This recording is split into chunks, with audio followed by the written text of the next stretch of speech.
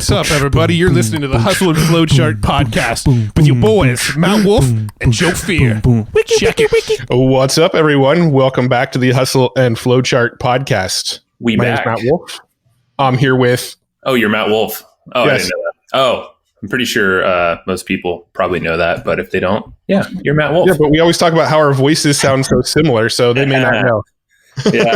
Well, you're recording. I'm Joseph here. Oh, yeah. And then we have a rando that just popped in here. Oh, yeah. We have a random guest that just popped onto the show. Hey, Shannon. Oh, hey. No, her name is Lemon. We'll introduce Shannon in a second. Let's do our normal intro first. Okay. Sounds good. Shannon, don't say anything. Okay. Sorry. You're banned from saying anything. Let's mute her. Sorry. She can't be trusted. Just kidding. So today we're doing another therapy session, but today we've got all three of the sort of core team members on the show, me, Joe, and Shannon Lemon. And we're going to talk about our goals for 2020 and some of the lessons we learned over 2019. We're going to talk about how much we hate social media, among other things. But as always, we are taking notes on this episode. So if you want the notes for this episode, go to hustleandflowchart.com/comp. You can access these notes, or you can text the word comp to 38470, and we'll send you the notes there too. That's 38470. Comp. Come on, Shannon. Get in. Let's sing this jingle. Just whip out your phone and text 38470 comp 38470 comp. I don't know how to contribute to that jingle. It's you just gotta lovely though. Sorry. After 38470, you just have to repeat comp. You guys were carrying it, so I don't think you needed my input. Okay, fine. But yes, make sure you get the notes over at hustleandflowchart.com/comp or text the word comp to 38470. We'll send you all the notes to whatever it is we're going to talk about. We haven't talked about it yet. Normally we record our intros after the fact. This time we're just going with it. So we'll know what we talk about after we've talked about it. And then that's typically what happens. What we talk about. I hope we know what we talked about after we talk about it. Yes, hopefully. We're also testing a new tool. So hopefully the audio sounds good. I don't know. We're also doing this virtually for the first time. So this is interesting, where Matt and I are not in the same place, and Shannon's here as well. She's in Colorado. So yeah, we do a video, so it feels like we're in this tiny little room. I don't know, maybe that's just because we're in a tiny little virtual room. A little virtual room here. and we're using a tool called Squadcast, so we're experimenting with a new tool for the first time. Hopefully the audio quality is as good as normal. If not, then we probably won't use Squadcast anymore. But for this episode, we're testing it out. Hey, Jordan Harbinger told us to get on Squadcast. We're doing it all wrong. So yes. We're like, you know what? We're just going to blame him if this all doesn't work. Jordan Harbinger, who is one of the advisors on Squadcast, recommended heavily that we use Squadcast. The first 3 minutes are going well. Have you heard our podcast? We don't get it. We don't talk about shit for like the first 7 minutes. That sounds like our meetings. Yeah. We don't talk about shit for the first hour. It's about building culture within the community, within the team. Exactly. And there's deeper meanings behind it. By the way, Happy New Year's, everybody. Happy New Year's. Happy New Year. Feels great in this new roaring 20s. We're in the 20s. We're in the roaring 20s again. Yeah. 2020. Yeah. This episode is actually going live on December 31st. So it is New Year's Eve. You are most likely listening to this on New Year's Eve, because that's what people do on New Year's Eve, is sit around and listen to podcasts. You don't have any people? Come on. My glass of champagne. Oh, okay. Hey, that sounds like a good time, actually. A little podcast, a little champs. Champagne. What kind of glitter at midnight? Yeah. Okay, so I'm so nerdy that I probably would listen to podcasts on New Year's Eve. I would probably drink wine, listen to podcasts, and do a jigsaw puzzle. That sounds fun, actually. That is like an ideal Friday night for me. Isn't that kind of sad / nerdy? We knew that Shannon's already 80 years old, but Matt, I guess, is already there as well. I literally have a half-done puzzle in our dining room right now. That is awesome. Nerdy, I think. My nerdiness knows no bounds. There is no bound. No one can disagree with that. You'll have your comic books out. Those will be spread around. I have a giant comic book collection, and I do puzzles when I'm bored. So screw all of it. It's a balance of young and then old with the jigsaw. Yeah. You're onto something there, Matt. I'm a big fan of the jigsaw puzzles, so Those are fun. I can't knock you. Yeah. Those are fun. They're good. They're good. They're. I'd rather have the mindless entertainment of working on a puzzle than the mindless entertainment of like sitting around watching stupid TV. So I agree. Very much. And also puzzles are a good like exercise in patience and sort of delaying gratification because they take freaking forever. It's really satisfying when you finish one, though. Yeah. So what's your MO with sense of accomplishment? I'm curious about when you finish the podcast, when you finish the puzzle, what do you do with it?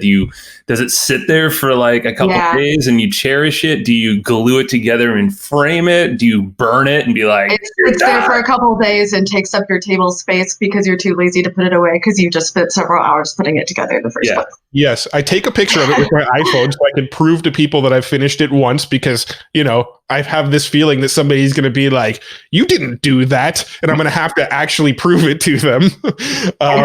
Once I've taken a picture of this underlying belief system of yours, why do you think people are after you after your jigsaw puzzle? That's the joke. Literally nobody gives a shit that I finished this jigsaw puzzle other than me, yet I have to take a picture to prove it.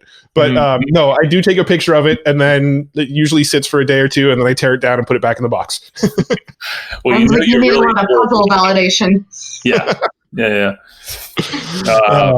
All right. Well, jigsaw puzzles. We should get one of those made specifically with Evergreen Profits things. We can do it with like cover art for each one of the guests we've had on.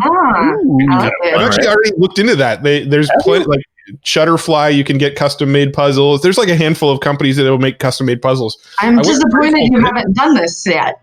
We just thought of it on the fly. So if anyone's listening and they are puzzle makers, hey, we're up for licensing our brand. That's cool. Also, side note, along those same lines, Joe, are we still planning on sending out Christmas cards this year? Wait, hold on. This is New Year's Eve. Did we send out Christmas cards this year? Of course we did, and they look fabulous.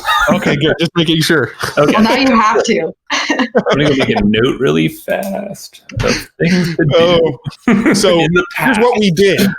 Here's what we did, and by did, I mean are going to do, because we are obviously recording this live on New Year's Eve. What we're planning on doing is making like this like Step Brothers kind of picture, like the picture on Step Brothers where they're wearing like their ugly sweaters and they're like posing like they went to a professional photo studio. Yes. Like we want to send out Christmas cards to like all of our past podcast guests and all of our customers that have like a Step Brothers style photo of me and Joe on it for people to like hang on their walls. So I'm assuming we did that. I think we did. We pulled it off. People loved it. If you haven't, you did do that. Yeah. You did. I can verify that you did that. You got one of them now. Yeah. Yeah, I got one. It's on my fridge right now. Yes. Good. Perfect. I'm glad we managed to pull that off so well. That was very good. It's like we didn't even do it. It was like with no effort at all. It was great. It's amazing. All righty. Well, let's get into some stuff that people actually care about listening to. So today we brought Shannon. Shannon's our operations manager onto the show, and we're going to have a team discussion about sort of the lessons we learned from 2019, the direction we're going in 2020, the stuff we're excited about, the stuff we're not excited about, Joe's facial hair, things like that. Just normal topics. Wow. Way to just be a jerk. What, you're assuming I'm going to talk negatively about your facial hair? I just trimmed it. Yeah. I think we should discuss your facial hair, Matt. Yeah, Matt. There's more to talk about there. There's a lot more to talk about. As long as we're not talking about my eyebrows that almost connect. Now they do, because you're connected. I hear you can get that waxed.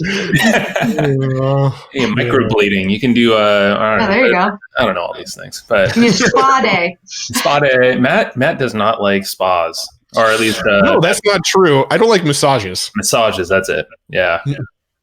What crazy person on this planet does not like massage? Whatever. Starting to question you. Here. I'm getting a foot massage right now on this podcast. You didn't even know it. It's great. So it's perpetual. All right, so let's get into this. Let's sort of break it up into like, let's talk about 2019 and then let's talk about what we're doing in 2020, because that would make sense to talk about the past and then the future. Yeah.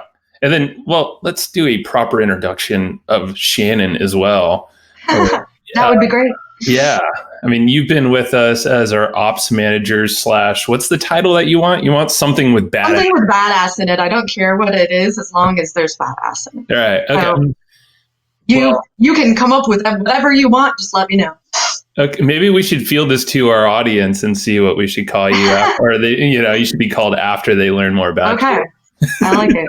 So I bet they come up with some good stuff. And you'll likely see it as well. So if you write to info@evergreenprofits.com, let us know what title Shannon should have. And likely you'll hear from Shannon and she'll tell you if it sucks or not. Yeah, right. Use your best creative efforts and please be nice. Because whatever wins out will get business cards. Sweet. Sweet. That you'll never use. Yeah. And then I can put it on a little plaque. They'll sit in a box in your desk. We'll just order like 10 of them so you can say you have some. There you go. It's official. I'll just carry them around with me. So what? It's like been almost 2 years, right? Yeah. It's like a year and a half, year and a little further than a half. Yeah. What is the sort of business anniversary that you joined? And we'll have this on recording, so we'll never forget it. Oh, okay. It's in April. I'd have to look up the exact date, but I would think it was like April 10th or something. Okay. That sounds about right. I think I'll believe you. Yeah. We go to Palm Desert every year, and it was right before I went to Palm Desert. Okay. Got it. Yeah, it's very, no, it's not too hot at that time of the year. Palm Desert. It's like 95 degrees. Okay, it's pretty hot. Never mind. Too hot for me. Yeah, so you basically are the brains behind the operations, obviously, like systems, and you handle probably a lot that we don't even know about. That's probably a good thing. Yeah. That was designed on purpose. Yeah, I mean, that is done on purpose because that's the whole point of my existence, is to handle things so you guys don't have to be in the mix of all of it. Yeah, no, it's really cool. I mean, we've said this on previous episodes, but we found you through Great Assistant, a service by our buddy Tim Francis, who was just texting me the other day. And he was matched up on the Colby assessment, like personality, whatever, aptitude type test thing. And I think we had something like 80 applicants or something. And they Oh, come on, you had over 100. Probably. Don't sound short. We had 1,000. We had so many people we sifted through. Hundreds of thousands of applicants. And you were the one, yeah. Well, that was great because we had someone else sift through all those applications. But so, yeah, no, it's crazy because it's just wild that it was such an easy find, to get you. But obviously we paid money to have people do it in a very systematic way. But it was perfect because we were trying to find someone who wasn't like either of us, but similar enough in the middle, but also with that operations mindset, because Matt and I, we have glimmers of that. I'm probably more of like idea guy with systems and stuff. Matt's more hands-on, but each of us won't follow through with shit that we just don't want to do. And then that's where you come in. Yep, exactly. That's a good way to describe it. Yeah, that's pretty much what it's panned out to be too. It's cool. Yeah, it's been good. Yeah. You guys are all right. You're happy? You're still okay? Yeah, I'm still good. You stuck with us this long. I love the fact that bad time to be asking me that if I was unhappy. I love the fact that since we've hired Shannon, we've literally not had to hire anybody else ever again because Shannon does all the hiring now. I do. You're correct. So you became our talent scout. So now we don't have to worry about finding good people. We just say we need good people to do X, and you go help us find those people. Talent scout. I like it. Yeah. Well, you got those skills. Well, you did that in the past for previous companies, but then what with like Gen M, so service that we've hired multiple people through, that like you probably dialed it in there because you had to sift through so many people, Yeah. I feel like that was a really awesome experience to start messing around with Gen M. I had done a lot of hiring in the past, and it's very different. But I think it's great. So yes, I spent a lot of time in it, but I think that's kind of what it takes if you're hiring anyway. I think those people that go out there and send out their hiring, job posting and take the first few applications and then just pick one or, interview 2 people. That's how you end up with crap. Yeah, exactly. You too. That's how you end up with crappy employees that don't last. Well, literally, and this is no joke, but you were the only person we talked to after that filtering process. So we're guilty even again going through the service and hiring you. But they made me jump through hoops. Yeah, it was definitely vetted. So that's why we're comfortable with our singular, interview. Yeah. And honestly, I think that we could all tell on the call it was a good fit anyway. Mm-hmm. Mm-hmm. Yeah. Yeah. We got along. We were joking right away. That's true. And that has never ceased because, we just wrapped up our team meeting prior to this call, and 30 minutes of it was BS about sports and how the Broncos suck and the... Hey, we won this week. Come on. But to be fair, the conversation also talked about how the Chargers suck even more. I know. Which I am on board with. Okay. Different. And last week we talked for over an hour about random stuff. I think we talked about football last week too.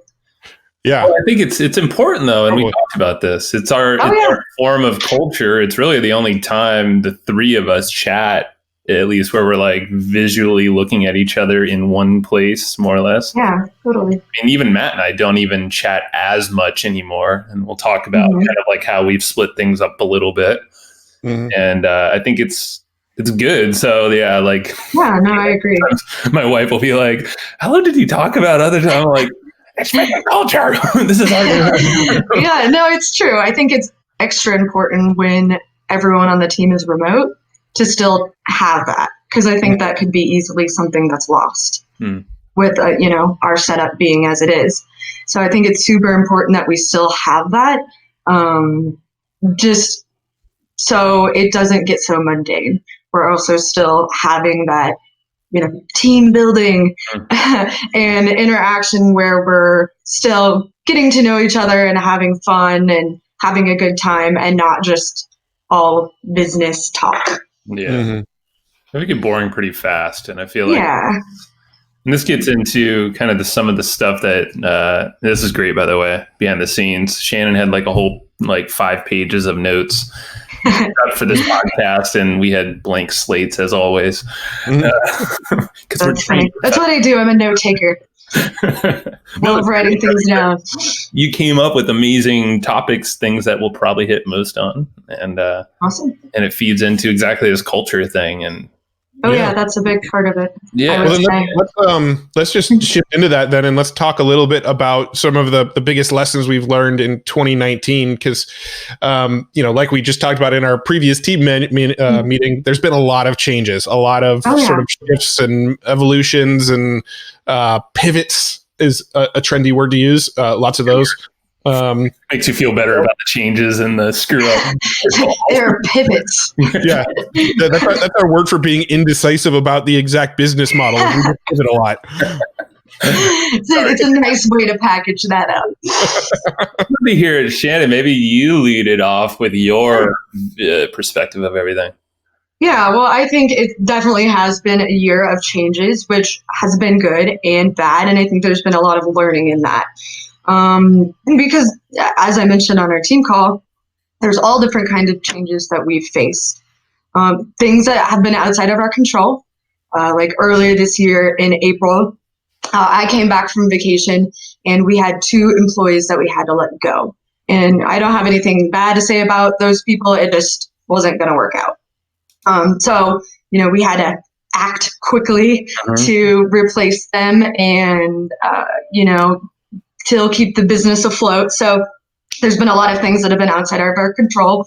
There's been pivots, if you will, where we're doing something and we realize it's not working and we have to pivot and take on a new direction. And it's a change that happens immediately. So we have to, implement those things quickly to make it a success and make it happen. And then there's exciting stuff, like some of the stuff we're working on that's going to be a long-term change, but it's going to take a while to get there. So there's, an element of patience waiting for the good changes that we want to happen that take time. So I think over the course of the year, being able to roll with that has been super important. I think that if any of us had, an issue with change, I think that would have really stopped us up and held us back. Mm. I think for the most part, we all really were able to, be on the ball when those changes needed to happen. That's a good point, because I feel like we are very flexible or adaptable as a team. Mm-hmm. And, and we've constantly, and you a lot of times will modify systems and things that break, like when someone quits or they have to move on to another position or whatever it is, or they're just not a good fit. Mm-hmm. And making sure there's redundancies. I know that was a big learning thing this year. If Absolutely. someone bails out, we got to make sure this podcast keeps going or the newsletter goes out. When somebody leaves a company like that, it really sort of stress tests your systems, and you figure out where you can shore up the systems. When somebody, like the two team members that left within like a 1 week period of each other, when they left, we went, oh crap, some of these systems aren't quite as developed as well as we thought they were. And we sort of found the blind spots as a result. Oh yeah, it helped us patch up some holes for sure. Mm-hmm. So while it was stressful, I also think it helped us improve our systems because it made us realize where things weren't maybe flowing as perfectly as they could be. And that brought up something just really quickly that Matt and I were talking about, I think Friday, is it's so simple to overcomplicate things like very quickly too, especially when you're online presented with a lot of opportunities and partnerships, affiliate opportunity, whatever, it doesn't even matter. But there are all these like splinters of attention and energy. And when you're dealing with a whole team and then systems that are layered on behind the team to function on the day-to-day practices, it can bring a lot of stress into the systems and into us as leaders of this business, because complication, and that's like why and we'll get into that, but like shave off a lot of the complications that we don't need. And looking back, Matt and I were like, man, if we were to start all over, like literally there's ways to run this business where it's so damn lean and mean, but it would be doing a lot less things that we're currently doing, and, Absolutely. Yeah, it's easy to complicate stuff quickly. It's super easy to complicate, but when those changes and things happen, I think it's an opportunity to dial things back and simplify them. Yeah. And then another thing you were mentioning before we started recording this session was one of the big learning lessons for you about team members was the importance of creating that culture and getting them to see the vision of the business. Yeah. Let's talk about that for a second too. Yeah. So when we lost those two people, I would say they were good at their job. They were hard workers. They fit in well with the team. They were fast learners. So overall, they were good hires. But I realized what was missing when I hired Jacob, who's actually editing this audio. Hi, Jacob. He has something that they didn't have. He actually is a bigger picture person. He has vision. He sees the opportunity that he has with us and where it could go. I think the other two people that we let go were very short-sighted. They weren't thinking 6 months down the road, a year down the road, 2 years down the road. They were only seeing what was directly in front of them. And I think working from home is not for everyone. And I think if you don't have that vision is important in every company, but I would say having all remote employees, if they don't buy into your vision and where you want to go and then contribute to that vision, you're not going to have a lot of success with your employees. And vision is huge. And that's where even just not employees, but even leaders of the business. I know I've struggled. I know Matt's struggled. We've had a lot of communications about not having this North Star, this thing that we can work towards and get excited behind. Because like there's no excitement, like what the hell are we doing, and if not everyone is bought into that vision, then there's no way we can succeed without friction and people bailing out and stressing our systems and ourselves. So yeah, I think it's really cool that and it's probably further things that we can do even as a company in 2020 to build that vision even stronger, and, bring that into our team as well. Yeah.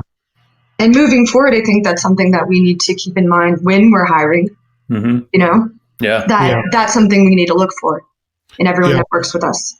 And I think a lot of entrepreneurs too,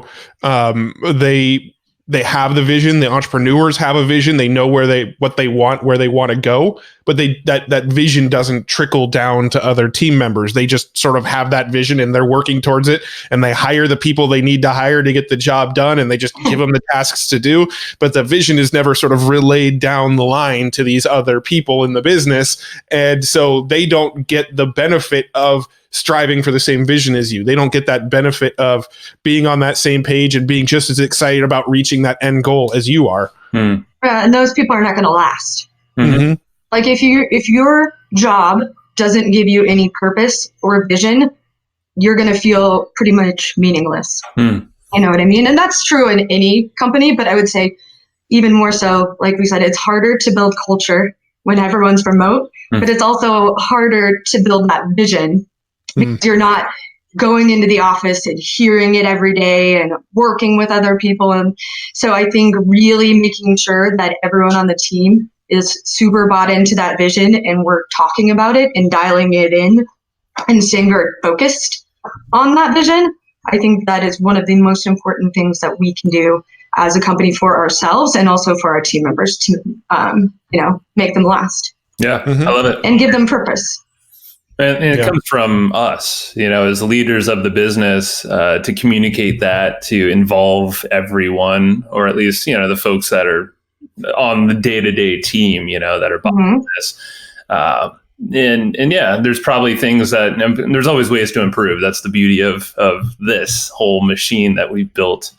There's no lack of things that we can improve on with communication, the vision, and all that stuff. So I think it's powerful.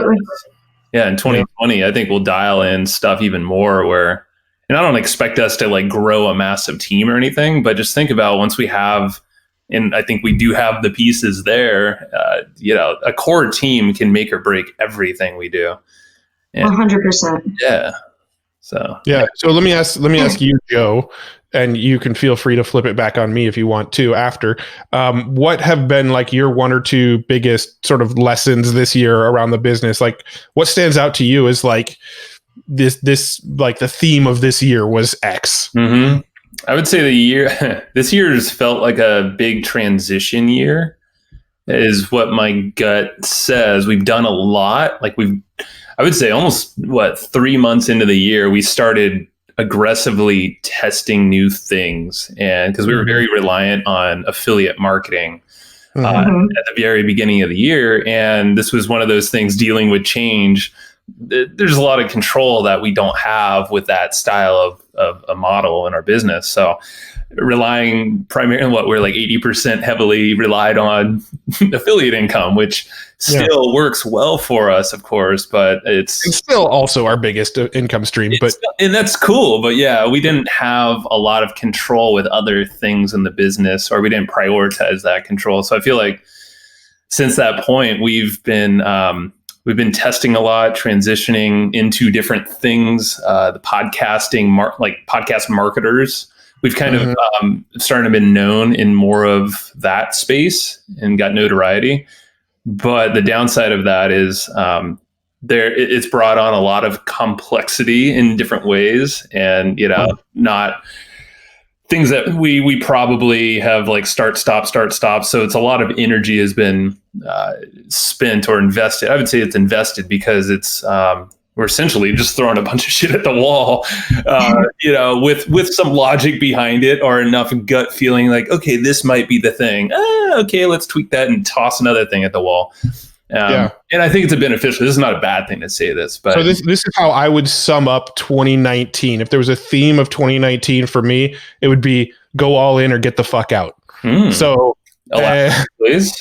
All right. So there's been two things in 2019 that, in 2017, 2018, this podcast has been going for 3 years now, right?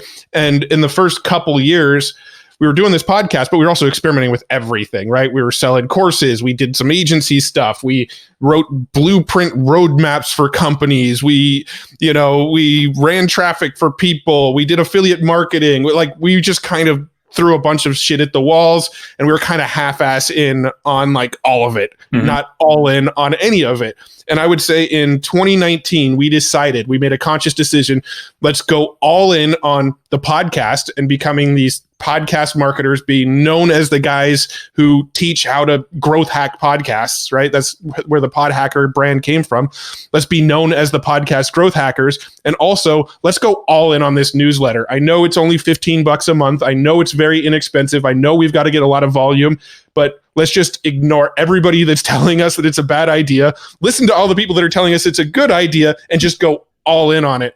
And so from my perspective, 2019 has been, let's just go all in on a couple of things instead of spread thin on a lot of things. Yeah. Absolutely.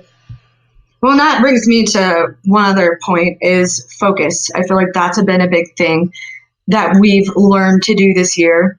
There's so many opportunities out there, and it's so easy to have shiny object syndrome. And I think that we are all guilty of that.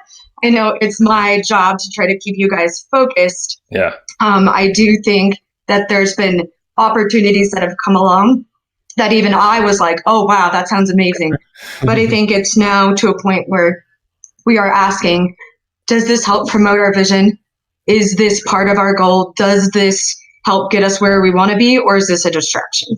I think you nailed that on the head. We all did, I think, in our own ways. It's like we started the year, so we did all out, like you said.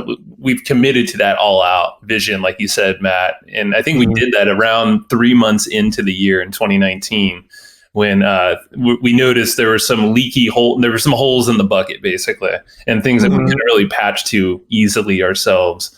So committing to the podcast was, I think, step number one. And then the newsletter has always been attached to the podcast. And then, of course, affiliate marketing, all that stuff. But yeah, like getting pulled in different directions in doing this, like we've shaved off a lot, but it seems like with more focus and more attention, notoriety, people sharing our stuff around, more opportunities come. So yeah, we all have this shiny objects. I mean, everybody does on the planet, I feel like, but it's, like for us, it's different than what it is for you, most likely, Shannon. And your job is, and that was kind of one of the things where like, please keep us focused as best as possible from your perspective. Well, I mean, in full transparency, Joe and I aren't the best at holding each other accountable, right? Like, we're too close. It's like, I mean, he's my sister husband, right? Like, what? Have you ever seen like Sister Wives or whatever it's called? Like, or heard of it at least? Like, and never mind. Maybe anyway, you have a bromance going on. Yeah, we're basically brothers. So like, we'll get on each other's cases about stuff, but it's almost more in like passive aggressive ways than like true holding each other accountable. So we needed that extra element in our business to, like, as an accountability step of like, who's our mediator when we're not agreeing on something? Who's gonna like mediate that discussion when you guys fight like an old married couple? Yeah, it's true. Oh man, but it's all very short-lived. And it passes quickly. I think it always stems from a lack of clarity of where the hell we're going or who's doing what, and the vision. Yeah, and we've always, like Matt and I have always been really good at sharing the vision, like where more or less where we're going or like what we're working towards. But yeah, that's where the little tiffs will come up in freaking, and then you are the lucky person to see it all in the middle. It's fun. I would say that you and maybe Brad Costanzo are like the only two people that have seen like that side of us when we're like not seeing eye to eye on shit. One time, I'll call you out too. There was one time down at the Iron Pig, and this is a shout out because this is just in our contract with Dan Ryan, but Dan Ryan was there, and I think you and I were arguing about something. He's like, all right, ladies, that shit to bed. Let's move on. I'm like,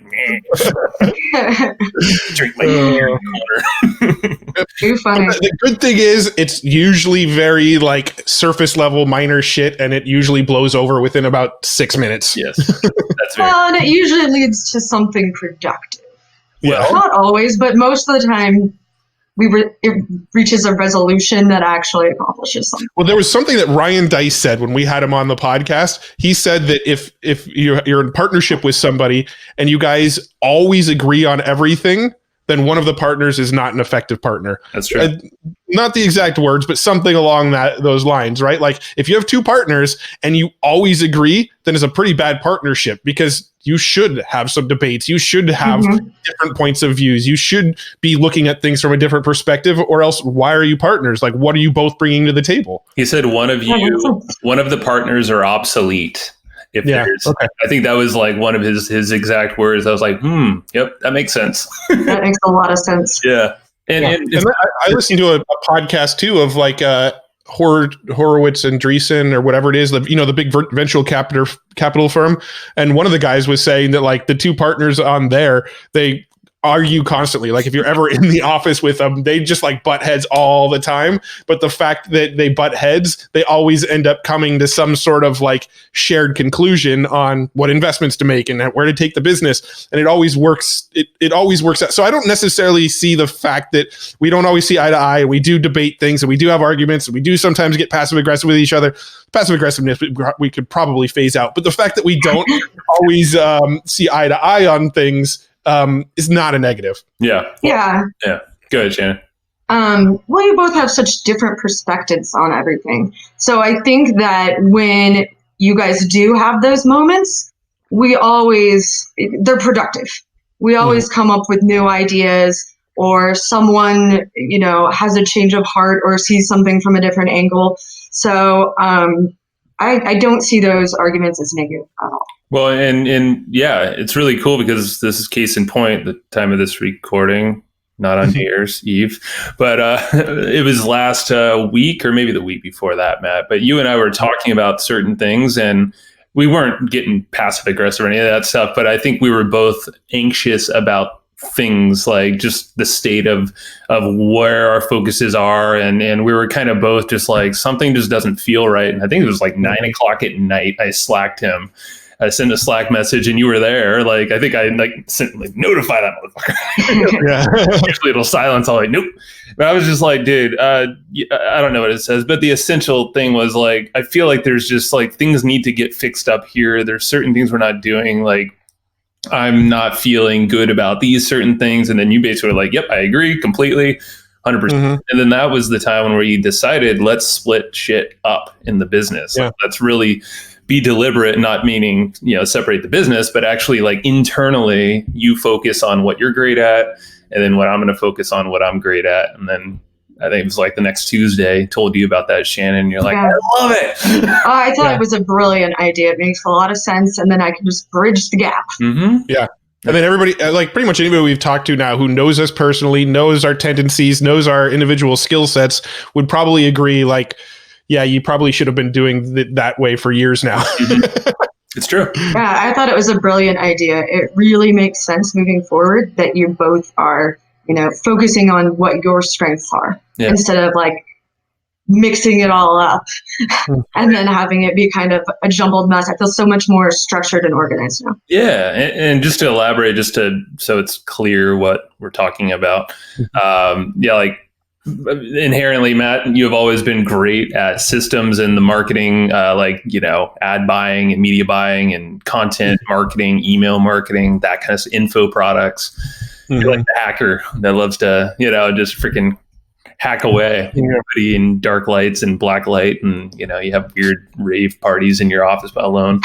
And accurate. And then I'm over here, not raving, but I've been doing more of like the people stuff. So hopping on calls, high ticket sales, agency type stuff. So I think it's a good balance in terms of like we're hitting both like the spectrum of needs that our podcast helps generate interest for around like podcast marketing. It's like, okay, cool. There's been a lot that we've had demand over the years where we haven't fulfilled one of those sides. It doesn't matter which one. We've kind of jump back and forth, but now we're like, okay, instead of jumping, why don't we just actually focus on both sides individually and then create really good systems around them both? Well, we were just talking about some of the things we butt heads on. That's actually one of the areas that consistently for years have sort of butted heads on. Was I've always kind of been more attracted to affiliate marketing and selling online courses and things like that, where you've tended to be more attracted to doing consulting and selling agency services and going that more high ticket path. And there's really nothing wrong with either path. One is sort of like a lower touch, higher volume, lower price point. The other is a higher touch, higher price, lower volume. But at the end of the day, you could kind of get the same end result financially. And since we both kind of had the sort of sweet spot that we like to focus on, I was constantly pushing, let's do more of this stuff, let's do more of this stuff, let's do more of this stuff, while you were constantly pushing, no, this is the path, we should be doing more of this stuff. Mm-hmm. And so the conclusion we essentially came to is, let's do it all. I'll focus on the stuff I like doing, you focus on the stuff you like doing, and now we have a combined business that kind of sort of scratches both of our itches. Yeah. Well, and that comes back to vision. Now that you've got it split up like that, it's really easy for Joe to go all in on the vision for that side of the business. And it's really easy for you, Matt, to go all in on the vision for your side of the business. And you're both bought into the vision for both sides, but now you are more focused on each side that you're strong in. So I think that brings us back to focus and vision, and it's really going to help us make that vision a reality.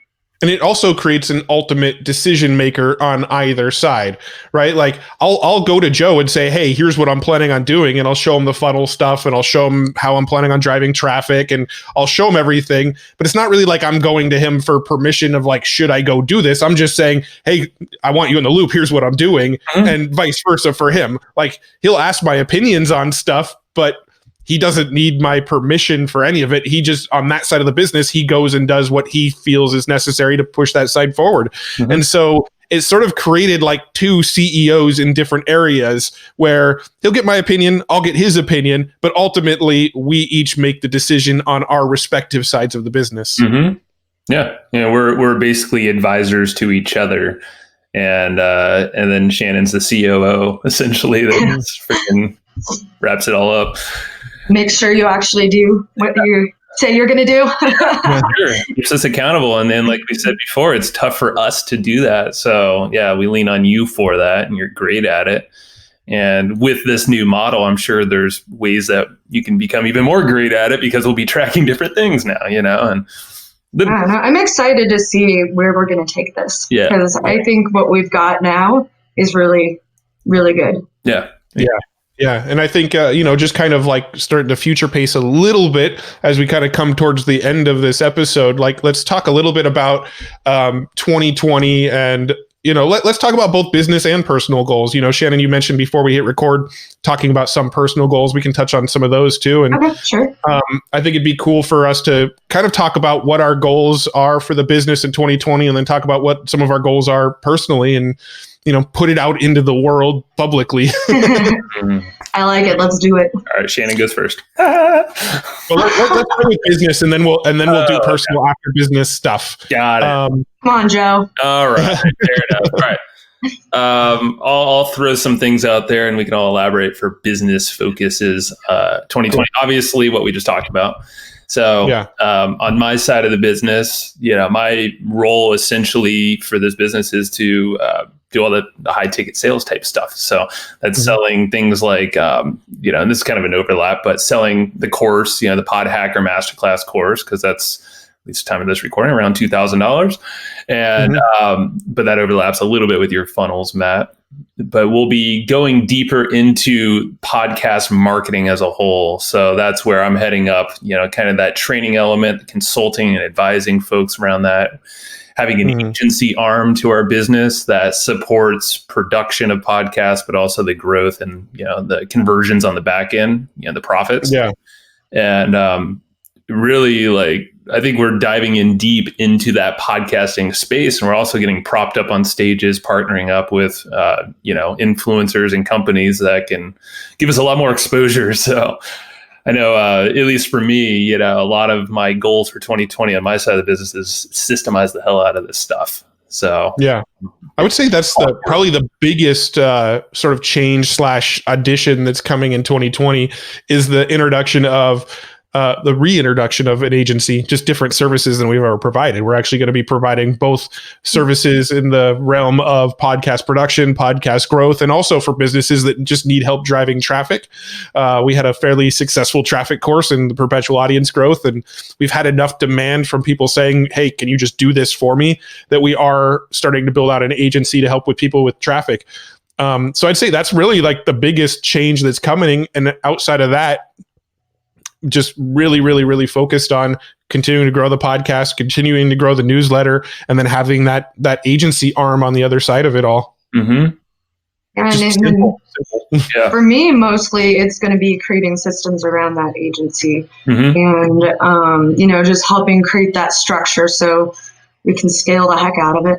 Yeah. And and the beautiful thing, our vision isn't like, we don't need to scale too crazy on any of this stuff. We only need 13 clients. We've done the math. We need 13 clients. Yeah. And like and of course there is opportunity for more later, but like, let's dial this thing in a smart way, everything we're doing. But like for agencies specifically, we've done it before, been there, done that. This is the reason I'm comfortable with it. Like, that's what I've always done, but I never did it like a big scaled out thing. But the beauty is that we don't have to do that. So, with delegation and or at least the way that we split out our roles and our team and everybody to support us, it's going to be exciting. I feel like, because we got everything.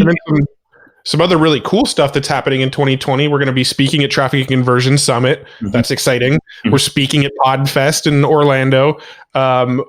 Possibly speaking at a couple other podcasting related events next year. Still waiting for confirmation on like podcast movement and stuff, but definitely speaking at PodFest, definitely speaking at Traffic and Conversion. We're putting out a course with WealthFit, at least one course, possibly 2 courses next year with WealthFit. What else do we have going on? We have the Orlando, and at the time that this gets released, it might be sold out. So, but a mastermind, kind of a mastermindy type thing paired up with PodFest in Orlando in early March. So that's going to be 20 people in the room with us talking podcast stuff. Maybe we'll do another one of those in later in the year. Don't know yet. Don't have plans for that yet. I think it's highly likely that we'll be speaking at like War Room again and possibly creating a course with Digital Marketer around podcasting. So lots of cool stuff coming out next year. But really the focus is let's help some people run it for them, and let's get more people checking out this newsletter. And we're making the newsletter more and more of a no-brainer too, because it's $15 a month. You get the newsletter, you get all the backlogs, but now we're also adding all sorts of like bonus trading from all of our guests, and just like it's insane for what you get for $15. But this isn't meant to be a sales pitch episode, so I won't pitch it any more than that. But if you go to hustleandflowchart.com/comp, you can get a free companion and see what we're talking about. You can little appetizers of what this thing actually is. Free. Yeah. Let's talk about personal goals, and let's go to Shannon first, because I know she's already got some notes. But what are some of the things you've got personally planned for 2020? Yeah, so this is something I've already started kind of working on, but want to continue to focus on next year is being more present. I feel like that's something that's hard in this day and age with social media and our cell phones. I'll go to dinner with my husband, and the couple next to us will be on their cell phones the entire dinner. So I feel like social media has created a lot of disconnect where we're not being present with the people that we're with. And when you do that, when you are on your phone while you're hanging out with someone, while you're having dinner with them, while they're talking to you, you are basically saying, I am prioritizing my phone, my social media over you. You are devaluing that relationship. So, and social media in and of itself has become such a negative, toxic thing. I actually recently deleted social media from my phone just because I feel like you kind of can't help but fall down the rabbit hole of being on it for wrong reasons. Maybe you're using it to judge other people. You're using it to be jealous of what other people have. You're wasting time, spending hours scrolling through social media. Some people out there, and maybe I'm guilty of this too, I don't know, you're basically creating a tiny shrine of yourself. It's a very vain thing to be like, look at what I did, or here's 50 selfies of me. Look how great I am. Look at this trip I took, And I think that all of that doesn't contribute anything positive to your life. So not only are you not being present, but you're also bringing something that's, I would say, negative and toxic into your daily life. So I think my biggest thing right now is actively being present. So when I'm with other people, I put my cell phone away, and I've been trying to limit my time on social media. And like I've told you guys before, I don't think there's anything inherently wrong with posting, like, here's a beautiful, building in Italy. Like, there's nothing wrong with that. But I think you have to kind of check your motivation and behind being on social media and posting something. Have you had like because you told us about the story, I think it was, you said your friend in Italy that read a comment. Oh, that's on social media, dick. What were you talking about? I wasn't paying attention. Just like, yeah, so it's actually my sister-in-law.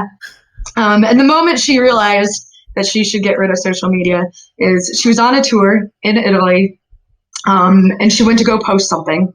And she just started scrolling a little bit, and she read a comment that really upset her, and then went on a rant about it for the next hour, and then stopped herself and realized that she let one person's comment or opinion on social media ruin the tour of Italy that she was on. Yeah. And in that moment, she realized this is not worth it. And she deleted all of her social media platforms because she's like, this is taking away from my life.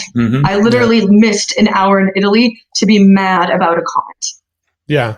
No, I mean, I agree wholeheartedly about social media. We've talked about it on the podcast in multiple episodes in the past about how it's actually leading to a lot of depression and a lot of issues. I mean, the rate of depression has gone up in correlation with the rise of social media. So, there's very, very in-depth studies to show that it's causing more causing more harm than good. But, I actually did that too. I took Facebook off. I took Instagram off. I took Twitter off. I took all of them off my phone, and it lasted me probably like 6 months. And I sort of lost the impulse to check them. Right. I completely lost the impulse to log in and look at them.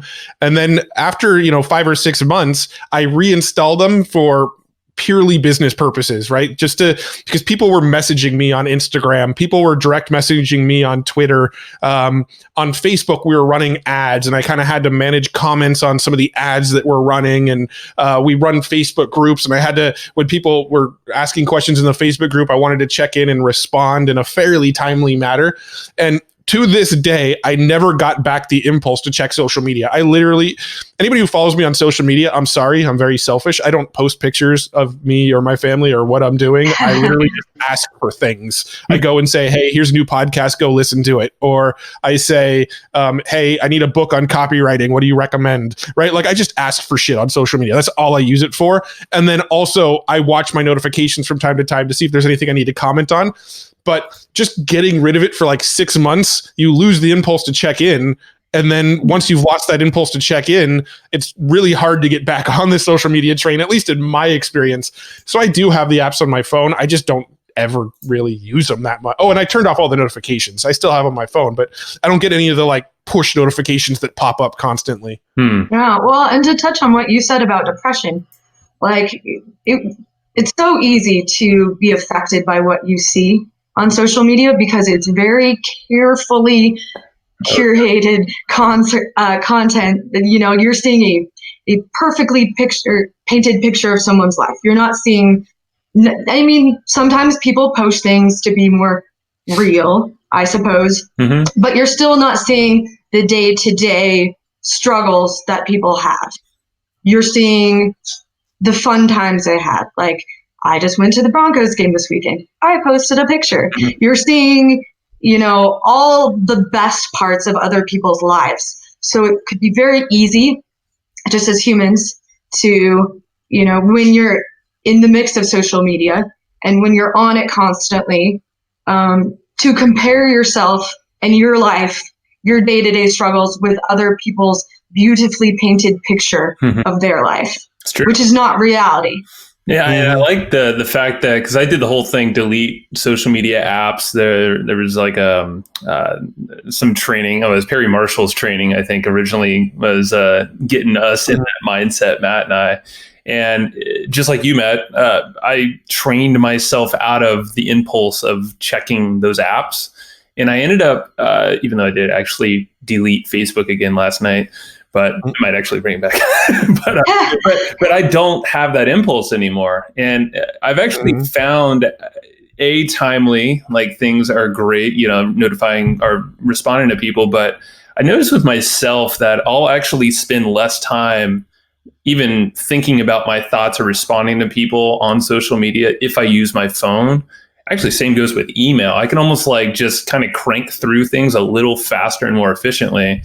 But it's because I've helped train my mind to not go into the scroll mode after I clear out all my notifications. So I just get in there, like you said, clear notifications and respond to people in Messenger. Messenger, I'm still not that good at because I've trained myself so well at getting away from Facebook. I'm like, damn it. When people are messaging me on Messenger, I literally go in there and like, what you should do, Joe, is create a text expander response. Text expander is an awesome tool that we all use. Create a text expander response that says, "Hey, I suck at checking in on Facebook Messenger. Email me at Joe at whatever." Right, and just like go in there, create like a short code where you type in 3 letters, it populates the thing, and just anytime somebody messages you, hit the text expander message and have them email you instead. It's a good idea. Yeah, it's great, and everybody else can take that advice as well.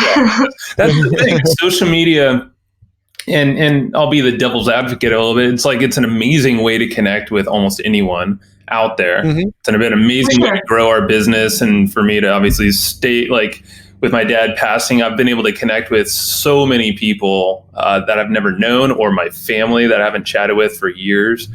But at the same time, and Matt and I post a lot of vulnerable shit on social media, and I think really, at least for me, training myself out of the normal usage of social media, which is kind of like what you described there, Shannon, posting all the good stuff, all these doctored images of you that aren't really real, but rather like do a balance. Like for me, I don't even like really think of or care who's listening or reading. I just like, yep, here's some thoughts. This is spinning around my head. I think it'll help others, maybe. And, it's not a chest pumping exercise, but it becomes more of like, I don't know, just a general communication tool I've been able to leverage a little better after training myself out of the usage of it. Yeah. Well, it all comes down to how you're using it. If you're using it to connect with other people, or, you want to post pictures because, your grandma wants to see them, which my grandma has actually asked me to post pictures of things before. That's one thing. But I think it becomes a problem when it's an addiction. Totally. When you spend so much time on it, and it actually, the things that you see and the things that you post actually affect you and your mood and your happiness and, how you're living your life. When it becomes something that actually changes your life or your daily, habits, that's when it becomes, a toxic problem and an addiction, in my opinion. Yeah. I mean, I do agree that there are some positives from it. I mean, the social media basically made the concept of a high school reunion obsolete. Who goes to high school reunions anymore? Everybody from high school you still are in contact with because you see them online whenever you get on Facebook. So like, I do think there are some positives. Like, I do think it helps keeps people more connected than they once were. I do believe there is like, the more connected the world can be, the better. Right. So I do think it's helped bring it's made distances shorter. It's made the world smaller because, we have partners that we work with constantly in New Zealand that we talk to on almost a daily basis. Like, that wouldn't have been possible 20 years ago. Mm-hmm. You know, I mean, or it would have been very, very expensive and a pain in the ass to do. So I do think that there is a lot of positives, but I couldn't agree more. It's like it's the way you use it that matters. If you're just on there mindlessly scrolling, it can be very, very negative very fast. It can really sort of affect your emotional state, and that's where I think it causes problems. Yeah. Well, it all comes back to being present. So yeah, there's positives as far as connecting you with others, and it makes things possible that haven't been possible in the past. But I think it's important to make sure that the connections that you're making online are not affecting your connections with the people that you are, in person with, that you're present with, that you have a relationship with, that you see every day.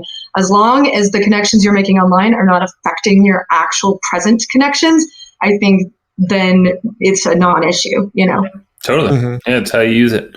I love it. Joe. Yes. Joey. Personal goals for 2020. Nailed it. Oh yeah. Did you have any more that you wanted to share there? Oh yeah, no, that's it. I said all of the things that I wanted to say. All of the things. Cool. For me, personal, it seems like, with new baby in the house, she's definitely the big priority here, big why. And it comes, I've noticed that I succeed most when I'm consistent with things and when I'm more disciplined about my actions and kind of pre-plan things, schedule things out, not so rigid, but enough where I'm consistent with the things that I want to get done, business and life. So coming up with a good disciplined, just a consistent manner about how I carry myself through life and work and play, all that stuff, is making sure I'm consistent with what I truly want, what aligns with my values.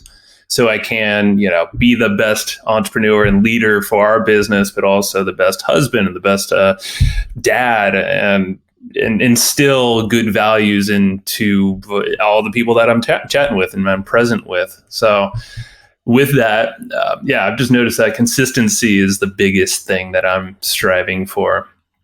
I mean, that's I've noticed, like our business, for instance. I know this is talking about life, but business, anything that we're consistent with expands. And that's with everything. It's like the more we put focus on whatever it is that we're doing or not wanting, even if you don't want something, you're definitely going to expand that with more focus on there. Yeah, that explains this rash on my leg too. Yeah, the rash keeps getting bigger. I'm like, damn, I'm getting that rash, but I keep looking at it and I keep not doing anything about it.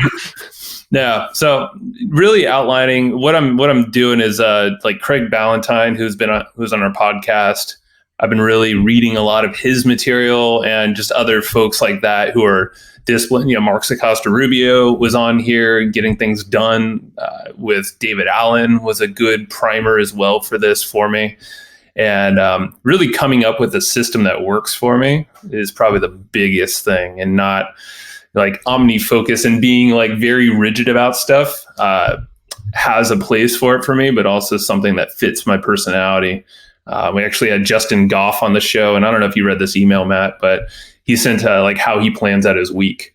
And it super resonated with me, where essentially it was like the big rocks of what you want to accomplish that week, some extra things. You have a personal life, and then I think you have people to follow up with. And then there might have been one more thing. But essentially, it's just like, here's a quick snapshot of the priorities. And that keeps me consistent. Plan that on Sundays, similar to the whole getting things done thing. So I think that's really going to be me going into 2020. Clarity, planning helps. Yeah. No, I mean, that for me, that's, the OmniFocus is what does that for me, is keeps that shit sort of in line for me. Same concept. I have a tool that works, that I've just gotten in the habit, and it works for me now. But I mean, for me, there's a couple skills that I really, really, really want to improve on in 2020. For me, I really want to become like the best possible copywriter I can. I'm studying copy and sales persuasion. And so one of my big goals for 2020 is just to like really, really hammer that in, and get really good at coming up with like angles that get people excited to buy things. I feel like we've got the traffic sort of nailed. We kind of understand how to drive traffic. We know how to create good products that people love. The one piece that's sort of been a little bit of a bottleneck in our business is just having really great sales messages that get people excited to buy. And so I really, really plan on going deep down that rabbit hole and just becoming really, really good at it. Because when you think about it, if you have that skill of copywriting and sales and persuasion and just you can convert anybody, then like what else do you need? You're going to be able to drive traffic because you're going to be able to write good ad copy for your ads. You're going to be able to sell products. You don't even need to make products. You can promote affiliate products. That's like the one skill that I feel like if you have that super dialed in, you can kind of write your own ticket. So it's something I've studied for 10 plus years now, but I really want to kind of go deep down that rabbit hole this year. One of the things I've started doing too is I've started putting 3 main tasks on my task list for the day. So every single day I've got like in OmniFocus, I got like 8 or 9 things I want to accomplish every day. Right. But like 4 of them will take 3 minutes each, right? They're just kind of like routine things. Like I need to go check into our Facebook group to see if there's any new questions. On a daily basis, there might be 2 or 3 things I need to respond to. It takes me 5 minutes. Check into our forum in our members area. If nobody's posting any questions, it takes me 30 seconds. If there's 1 or 2 questions, it takes me 5 or 10 minutes to respond. So like a lot of my tasks are just real quick things, but then I have 3 rocks every day. Like one of them has to be an income generating activity. So for me, an income generating activity is mailing our list, right? When we mail our list, we make money because there's always offers in our emails. Creating a new Facebook ad, building a new funnel landing page, creating a new split test variation. To me, those are all money things that when I do them, it generates new income into the business. So I want at least one task every day that's going to generate new income into the business no matter what. And so there's going to be one of those rocks on my list every single day. Other than that, I have two big things that I want to accomplish every day, usually around like, optimizing a landing page or, I don't know. I don't have any great examples, but I have 3 main things that if I get just these 3 things done and nothing else on my list gets done that day, I consider today a success. So if these 3 rocks are done by noon and my wife wants to go get lunch, I'm good. I'm out. I finished my 3 big rocks for today.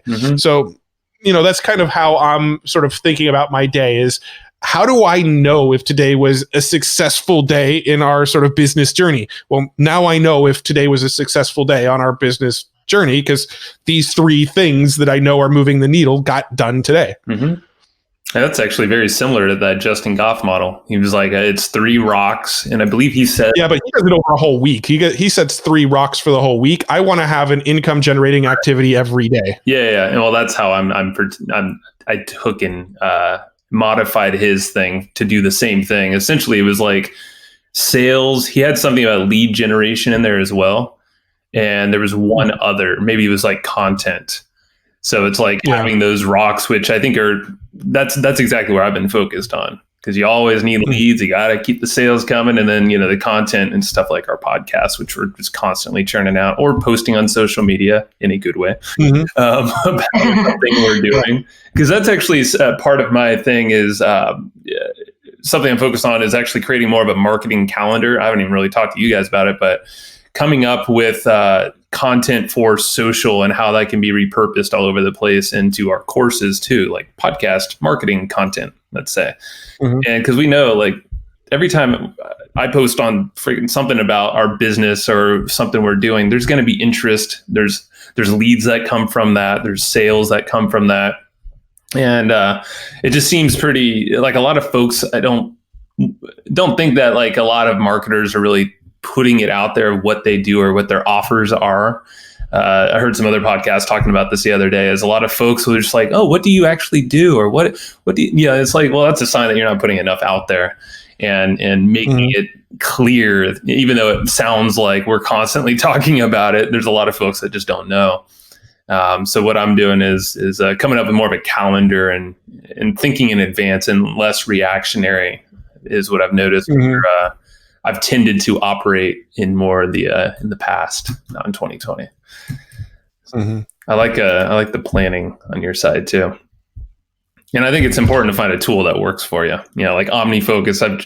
There's a place for it, but like for me, it's like, it's too rigid. I need to just like, all right, draw out a couple things, maybe refer to that as like the database, and then it's like, here's my Go plan. You know? Yeah.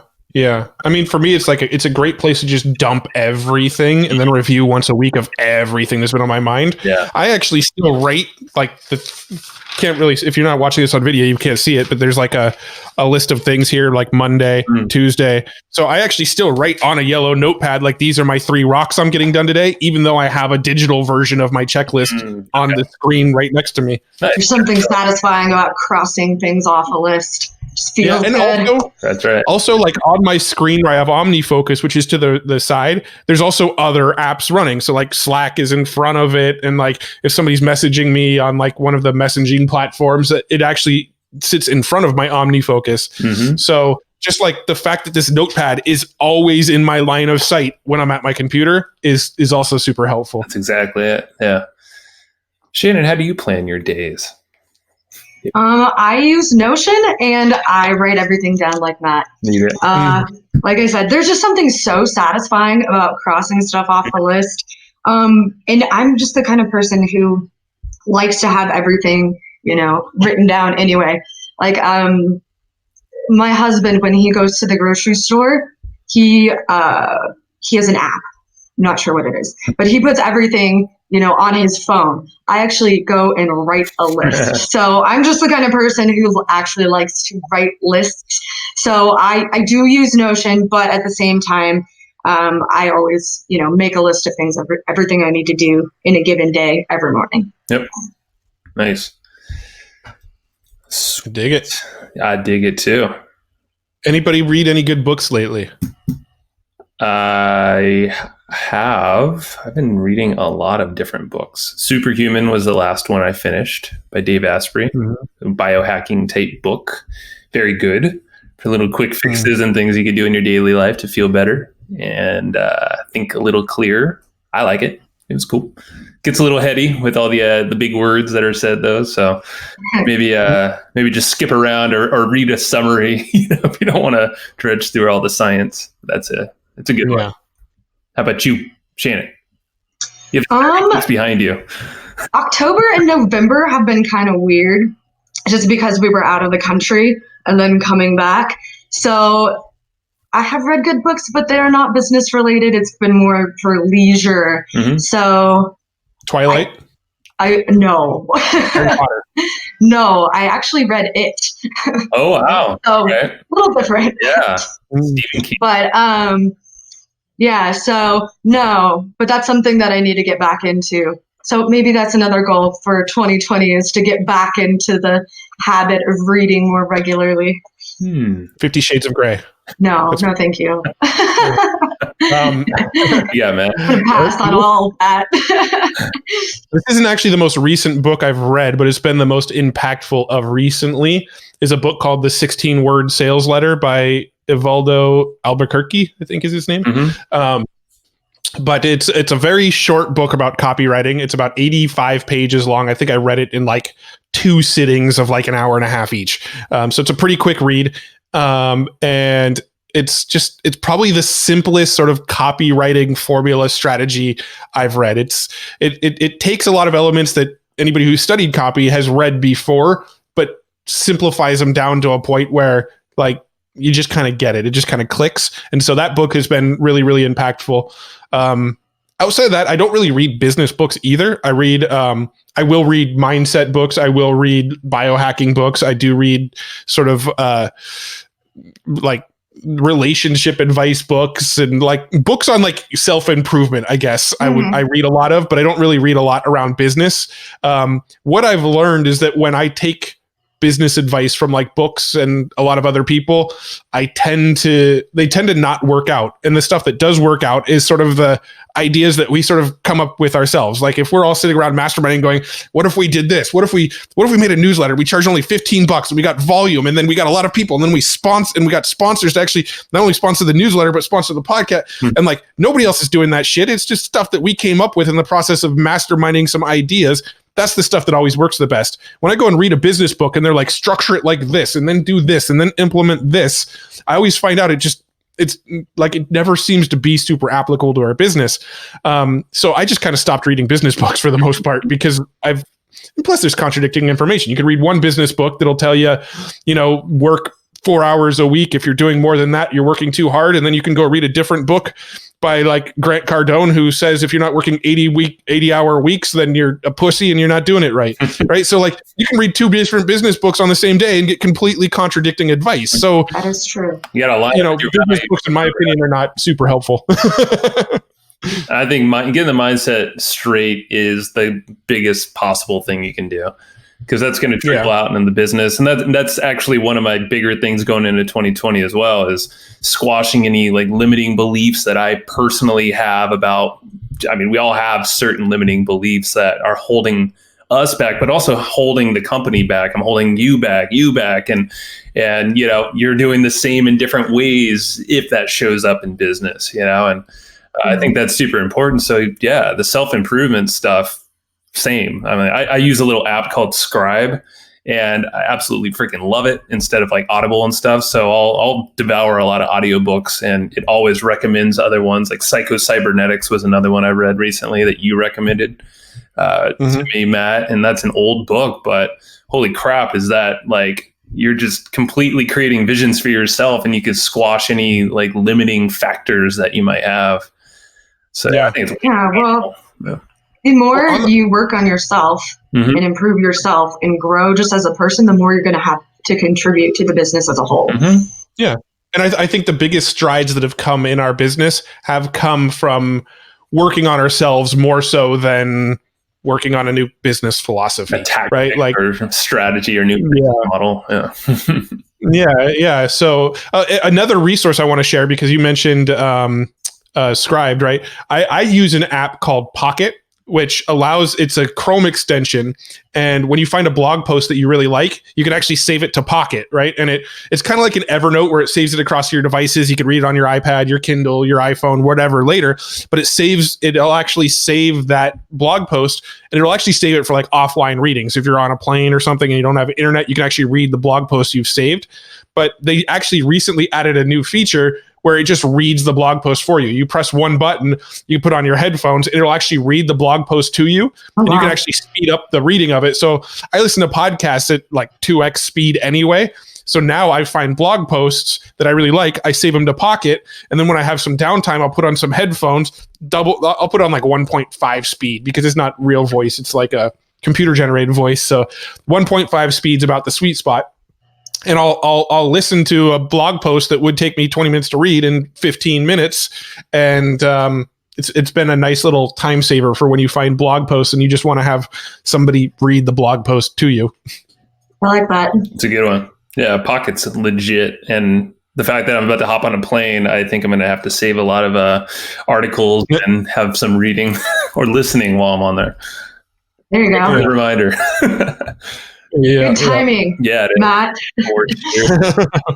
Sweet. Anything? You mean back when you hopped on a plane 3 weeks ago? Yeah. That's really, right. You've already that was a really good returned. app that you used. The whole past, present, future. We're time travelers, Joe. Time travelers. We're really good at it. So what did you think of that app while you were on the plane, Joe? I loved it, man. I read so much and learned so much. You mean you listened to so much?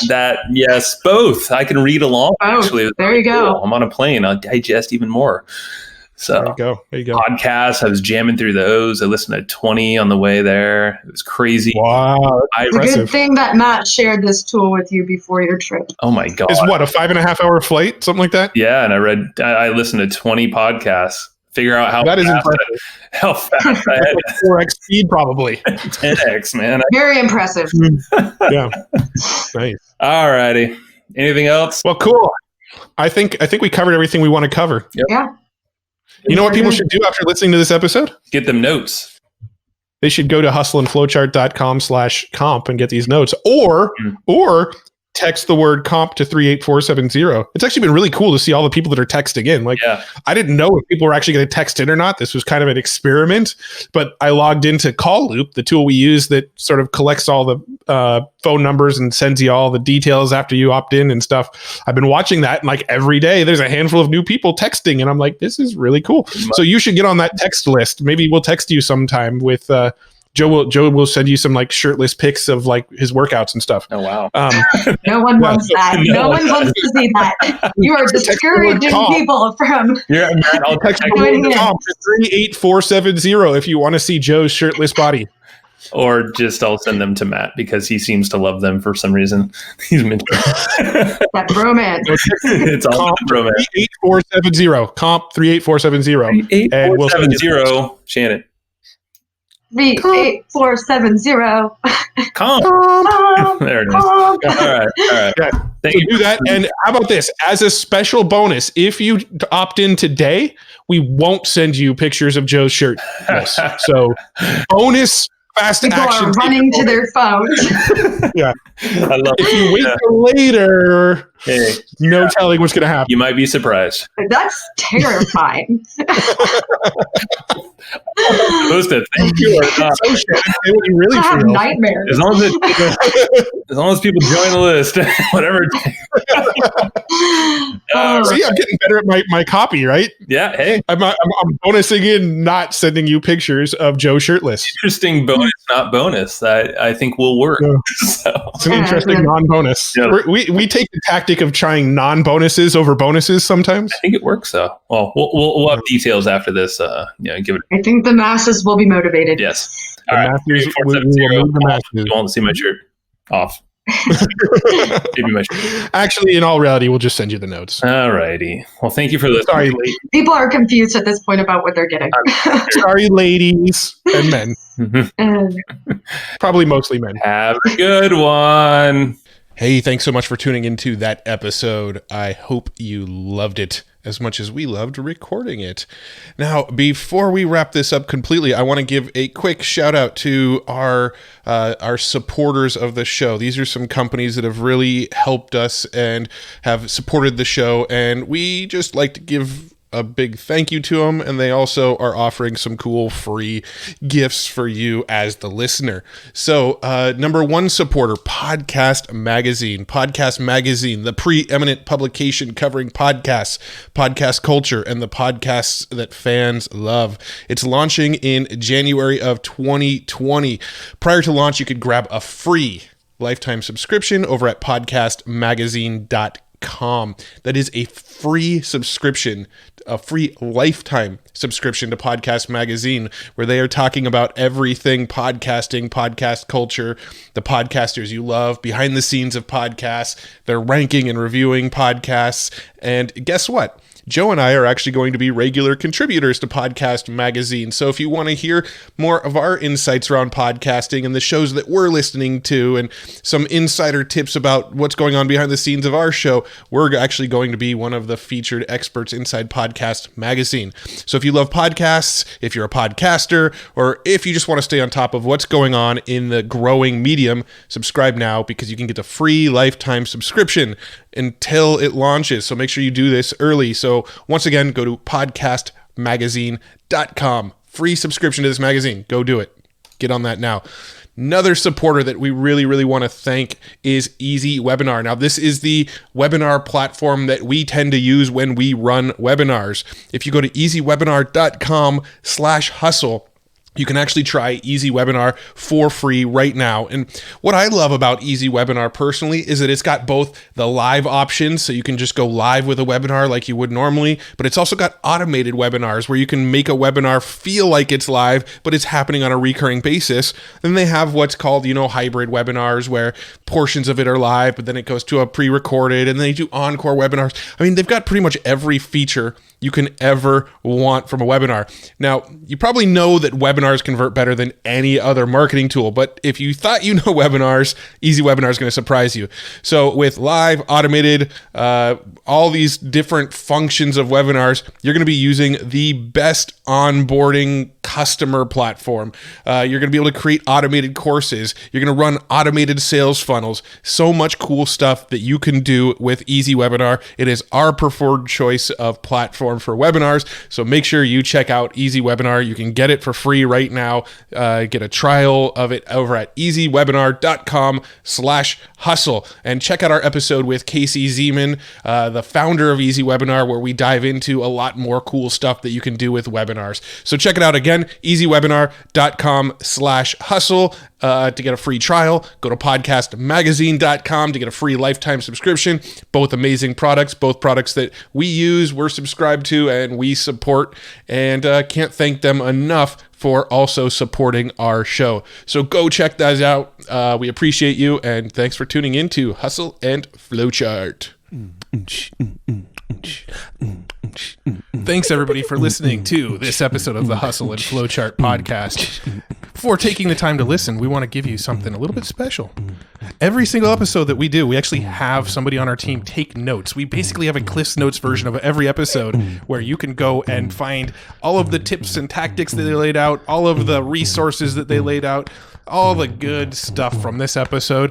We actually have a nice simple notes version that you can find on our website. So go to evergreenprofits.com, find this episode that you just listened to, and give us your email address and we'll send you the notes.